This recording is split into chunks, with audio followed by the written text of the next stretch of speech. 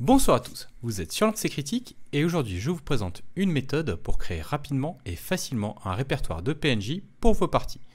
Pour cela, nous allons utiliser la méthode décrite dans Écheveuil, un jeu de rôle de Monsieur Thomas Munier. Je vous mets bien sûr le lien dans la description. Le but de cette méthode est d'avoir à disposition un large éventail de PNJ et de lieux disponibles prêts à l'emploi. Par exemple, si vos joueurs souhaitent s'intéresser à un barman local, vous n'avez qu'à piocher dans votre carnet.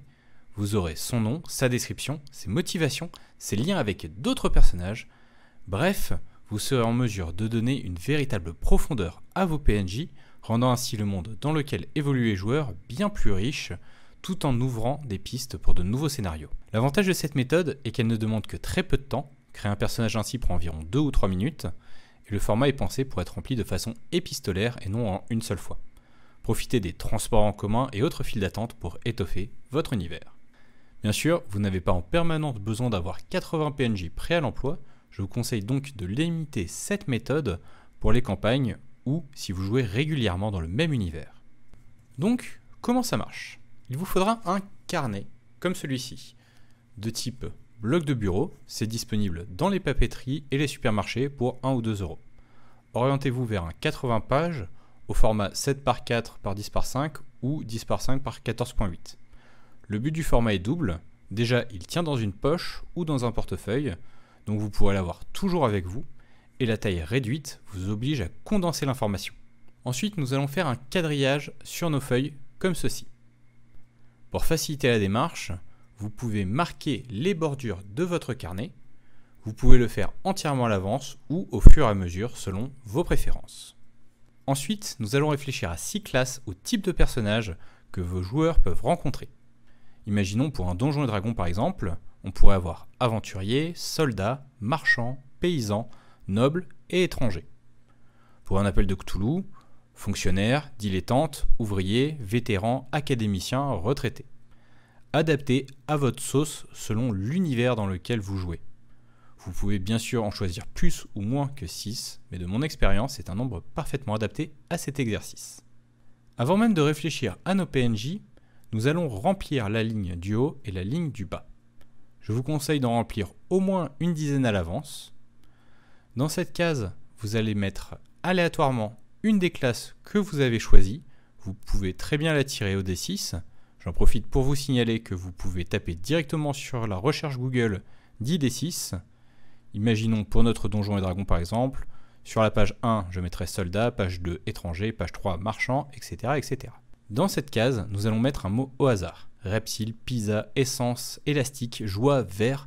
Là aussi, vous pouvez utiliser Google ou simplement noter le premier mot dans votre champ de vision si vous êtes à l'extérieur ou un mot dans un livre à côté de vous. Bref, un mot au hasard. Dans cette case, nous allons écrire une péripétie. Ça va être la nature de la rencontre et donner l'état d'esprit dans lequel est le PNJ. Là encore, l'aléatoire est de rigueur. Nous en avons 6 différentes.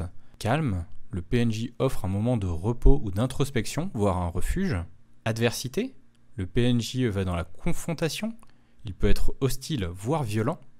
Mission, le PNJ a une mission, un but, pouvant ou non être lié au PJ et à leur propre mission. Porte, le PNJ est un gardien, que ce soit d'un lieu ou d'une information, et demandera quelque chose en échange. Trésor, le PNJ vous permettra de progresser ou vous récompensera, ce avec ou sans contrepartie.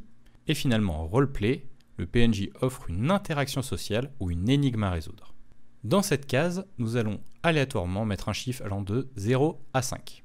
Ce chiffre peut vous servir de référence lorsque vous allez créer votre PNJ, mais sert également de pré-jet de dés ou échelle de difficulté. Par exemple, si vos joueurs essaient d'embobiner votre PNJ, sur 0, il sera extrêmement crédule et sur 5, il sera méfiant et paranoïaque. Dans cette case, nous allons juste noter le numéro de la page de 1 à 80, tout simplement, afin de nous y retrouver plus facilement ou de prendre des notes. Finalement, dans cette case, nous allons noter aléatoirement une lettre A, B ou C, qui nous servira également de mini table aléatoire lors de la création. Libre à vous de remplacer ces lettres par des plus adaptées à votre jeu. Notre travail de préparation est terminé, il est donc à présent temps de rentrer dans le vif du sujet, la création d'un PNJ. Votre PNJ va être défini par ces 7 cases. Vous pouvez les remplir dans l'ordre de votre choix selon votre inspiration. L'idée va être d'utiliser tout ce que nous avons pré-rempli pour le créer. Ici, nous allons écrire une question. Il faut qu'elle soit simple, 3 mots suffisent. Elle va représenter une question que se pose le personnage ou donnera une direction à la scène. Par exemple, pour faire écho à un reptile qui cherche à se protéger du soleil, je vais poser la question « Où est l'ombre ?» Ici, nous allons écrire son concept, l'idée du personnage en quelque sorte. Nous avons le type soldat, le mot reptile, la question « Où est l'ombre ?» Il est de type trésor, et donc il peut offrir un objet ou une information. Et nous avons le chiffre 0 et la lettre B. À partir d'ici, nous avons peut-être une première idée. Si c'est le cas, commencez à remplir votre case. Restez bref, il n'y a pas beaucoup de place. Si rien ne vous vient, pas de panique. La lettre et le chiffre vous servent de table aléatoire. N'hésitez pas d'ailleurs à les reporter au dos de la couverture. Le chiffre peut vous servir pour son âge, sa race ou toute autre information que vous jugez utile selon votre jeu. La lettre vous sert également comme table aléatoire mais plus restreinte. Vous pouvez par exemple y mettre le sexe. Ici, nous allons dire qu'il s'agit d'une garde, plutôt jeune, qui regarde furtivement dans les coins, un peu comme un lézard, et qui a trop chaud. Ici, nous allons écrire son nom. Elle va s'appeler Amandine Lafontaine. Ce n'est pas du tout parce que j'ai des amandes sur mon bureau et un paquet de feuilles Lafontaine. Ici, nous allons choisir un handicap. Souvent, un handicap va aider à générer de l'histoire et à donner de la personnalité au personnage. Comme je n'ai pas d'idée là comme ça, nous pouvons utiliser une table aléatoire, par exemple A pour un handicap physique, B pour un handicap mental, C pour un handicap magique. Nous allons donc dire que Amandine est crédule. Ici, nous allons noter un objet. Votre personnage a sûrement plusieurs objets sur lui, mais là on va s'intéresser à celui qui a le plus de potentiel narratif, celui qui a le plus de chances d'être volé ou légué, celui qui a le plus d'importance pour le personnage. J'imagine bien par exemple une peau de lézard géant. Elle l'a tué elle-même, elle la porte fièrement, malgré la chaleur. Là encore, nous pouvons utiliser des tables aléatoires pour nous donner plus d'idées, et je vous renvoie vers le PDF original de cette méthode pour en savoir un peu plus. Ici, nous allons faire un petit croquis.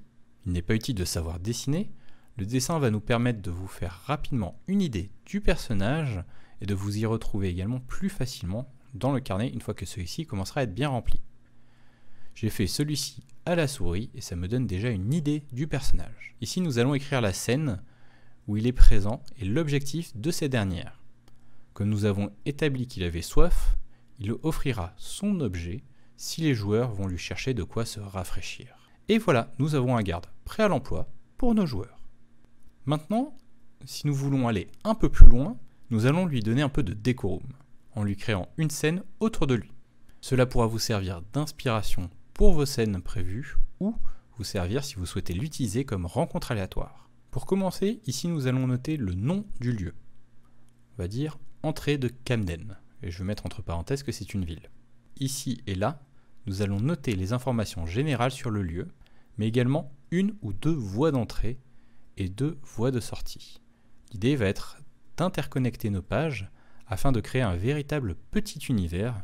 Donc on va noter que le soleil tape, qu'il y a peu de passages, les défenses ont l'air récentes, il y a un pont, on rentre dans cette scène par, au hasard on va dire, la page 12 et on sort par la page 27. Je note tout de suite dans mon carnet sur la page 12 qu'elle sort sur la page 1 et sur la page 27 qu'elle rentre depuis la page 1. Et finalement, je vais dessiner un petit plan des lieux. Je vais y inclure le climat, un trésor, donc quelque chose à découvrir, et finalement un danger. Voilà, vous savez tout à présent. Merci encore à Monsieur Thomas Munier de m'avoir permis de faire cette vidéo. Retrouvez la version complète de cette méthode sur son blog L'Outsider. J'espère que ça vous sera aussi utile que ça l'est à moi-même. Et je vous dis à la prochaine. Tout sweet!